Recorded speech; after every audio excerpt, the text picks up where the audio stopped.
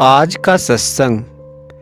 कर्म बंधन कारक नहीं है, बंधन कारक है कर्म और कर्म फल में आसक्ति तथा कामना।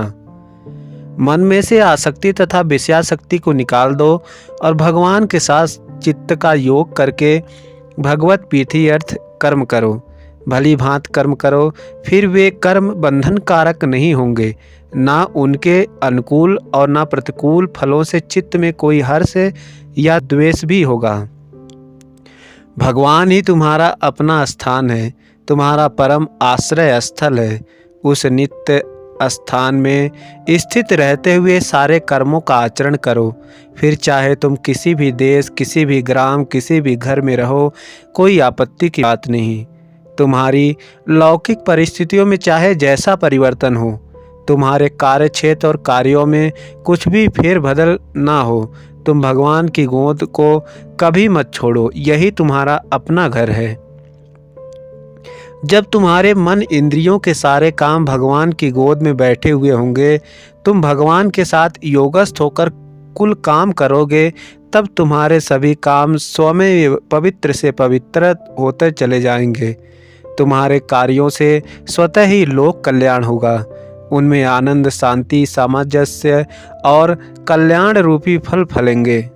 जो कर्म आसक्ति और फल कामना को लेकर तुम अपने लिए करोगे, वह कर्म कभी पवित्र नहीं रह सकता, क्योंकि उसमें लोक कल्याण की और भगवत पूजा की दृष्टि ही नहीं है।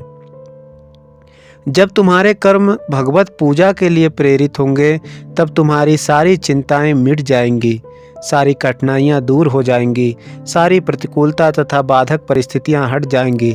सब और एक विलक्षण सामंजस्य, एक सरस समन्वय दिखाई देगा।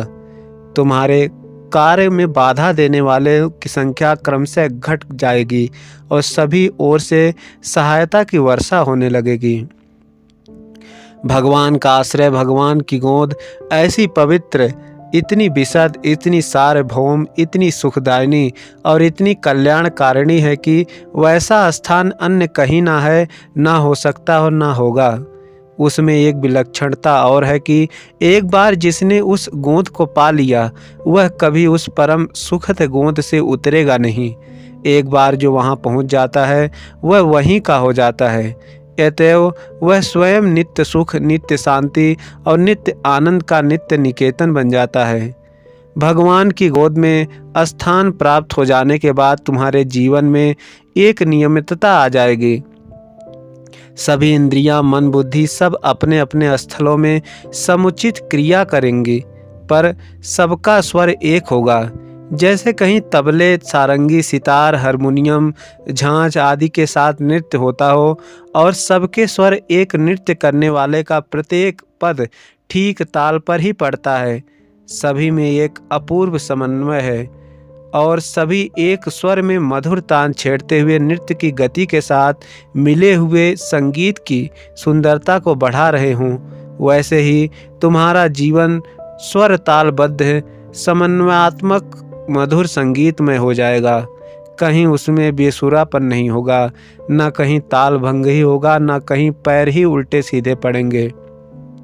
बस लक्ष्य रहेंगे भगवान, क्रिया होगी भगवान की प्रीति के लिए और फल रूप होंगे भगवान। तुम्हारा जीवन और जन्म परम सुखी होकर धन्य हो और तुम्हारी अनंत जन्मों की साध भगवान के चरण कमलों को प्राप्त होकर के पूर्ण हो जाएगी।